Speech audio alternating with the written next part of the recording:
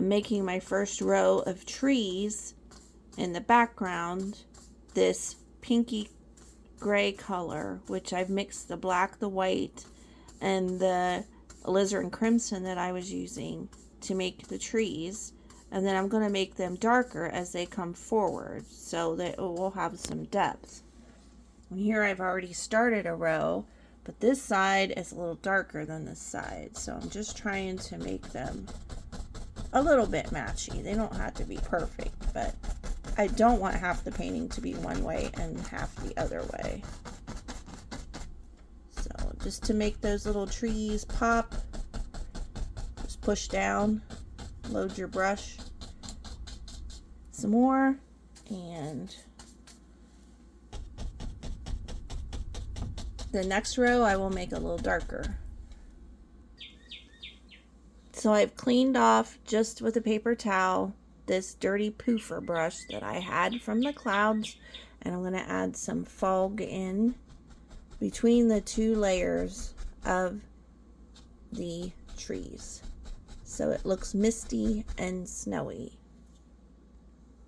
And the paint that I used for that was just a little bit of titanium white mixed with some of that gray color here, and I just barely tapped my bristles down in it and then went back up to the canvas and put it on there.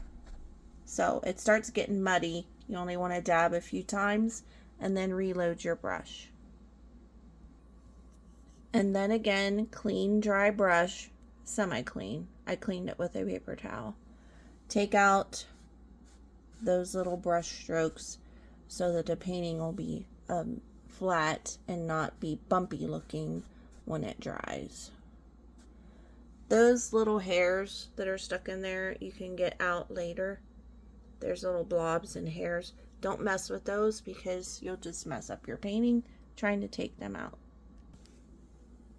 Alright, second row of trees. I have mixed a darker gray, less pinkish color. I've loaded up the end of that brush so that I have plenty of paint on there to make a whole row of trees. And we'll start here in this corner.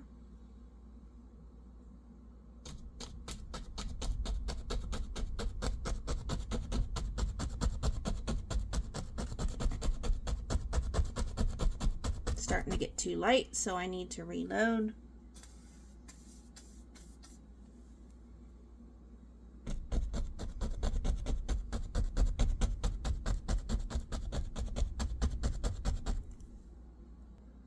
There we have the end result, which is not really the end result, but that's what I'm going to do before I blend them in and put another smoky scene before I put the real pine trees in.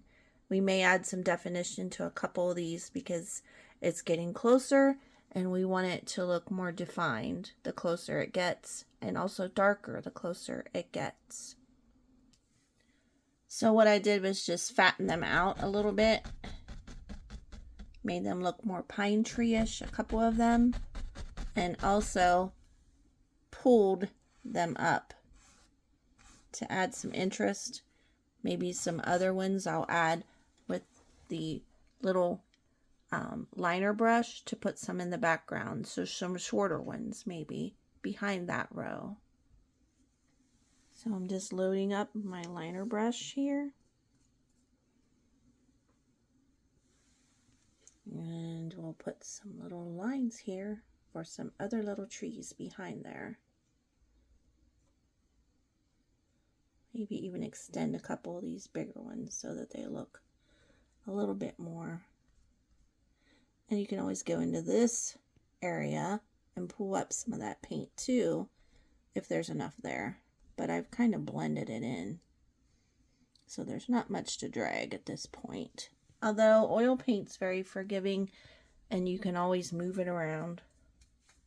I'm going to grab some more paint and just make some more little pointy tops to some of them trees that maybe make this a little bit bushier row of pine trees, because it's going to be thicker the further back, or the further forward towards our eye that we're seeing these. We didn't see all those little ones before in the other row because it was further back. There's a teensy bit of them, but we didn't really add them like we did this one. Doesn't those look good? All right, we'll add our little foggy area. Okay, so I'm going to add the foggy area here. I've just pulled down some of my white. I'm going to add to the end of these little bristles on this goat brush that I love. It's so useful. And just poof us some snowy area here. And when it starts to get muddy, I'm going to clean that off with a paper towel, reload, and do the other side. There, I've added some over top of the trees, and I will just push this down into the canvas with some light strokes with a clean, dry brush to take out the brush strokes.